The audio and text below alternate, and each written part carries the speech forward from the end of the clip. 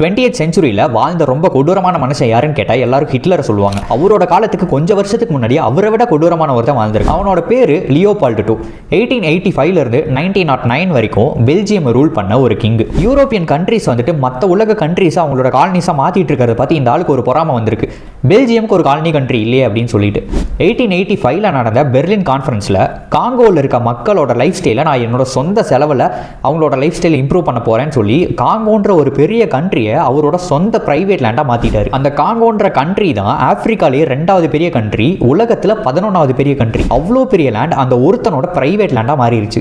அவ்வளோ பெரிய நாடை அவரோட சொந்த லேண்டாக மாற்றின நேரம் பார்த்து உலகத்தில் ரப்பரோட டிமாண்ட் ரொம்ப உச்சத்தில் இருந்தது. அந்த காங்கோன்ற கண்ட்ரியில் அடர்ந்த ஃபாரஸ்ட்குள்ள நிறைய ரப்பர் மரங்கள் இருந்தது. அதனால அந்த காங்கோ பீப்புள்ஸ் ரப்பர் எடுத்துட்டு வரதுக்காக யூஸ் பண்ணிக்கலாம்னு சொல்லி அவர் ஒரு பிளான் போடுறாரு. அதுக்காக அவர் ஒரு பிரைவேட் ஆர்மியவும் கிரியேட் பண்ணி அந்த பீப்புள்ஸை கைட் பண்ண ஆரம்பிச்சாரு. போக போக ரப்பரோட டிமாண்ட் ரொம்ப அதிகமானனால இந்த லியோபால்டு IIக்கும் பேராசைங்கிற ஒன்று வந்துருச்சு. ஒவ்வொரு மனுஷனும் ஒரு நாளுக்கு அட்லீஸ்ட் 200 300 கிராம் ரப்பரை கொண்டு வரணும்னு சொல்லி காங்கோவில் இருக்க எல்லா மக்களும் ஆர்டர் போட்டுறாங்க. ஆனா ஒரு மனுஷனால ஒரு நாளைக்கு அவ்வளோ ரப்பரை கொண்டு வர முடியாது. ஒரு கட்டத்துக்கு மேல சர்வாதிகாரத்தை கையில் எடுத்து ஒவ்வொரு ஆம்பளையும் வந்துட்டு ஒரு நாளைக்கு 200 300 கிராம் ரப்பரை கொண்டு வரணும் அப்படின்னு சொல்லி அவங்களோட ஒய்ஃப்ஸை கடத்தி அவங்களோட குழந்தைங்களை கடத்தி வச்சுட்டு மற்ற ஆண்கள் கிட்ட ஆர்டர் போடுறாங்க. அப்படி யாராவது ரப்பரை கொண்டு வரலன்னா அவங்களோட கைகள் வெட்டப்பட்டுச்சு. அவங்களோட ஒய்ஃப்ஸை ரேப் பண்ணாங்க. குழந்தைங்களை வேணும்னே பனிஷ்மெண்ட்டுங்கிற பேர்ல கொண்டாங்க. யாராலையுமே 200 300 கிராம் ரப்பரை கொண்டு வர முடியல. சில இடங்கள்ல வயல்வெளிகள் எரிக்கப்பட்டுச்சு. பசியாலேயே நிறைய மக்கள் இறந்தாங்க. நாளுக்கு நாள் ரப்பரோட டிமாண்டும் அதிகமானனால தினம் அடர்ந்த காட்டுக்குள்ள போய் நிறைய ரப்பரை கொண்டு வரணும்னு சொல்லி நிறைய வில்லேஜஸ் எரிஞ்சு போச்சு. நிறைய மக்கள் உயிரோட கொளுத்தப்பட்டாங்க.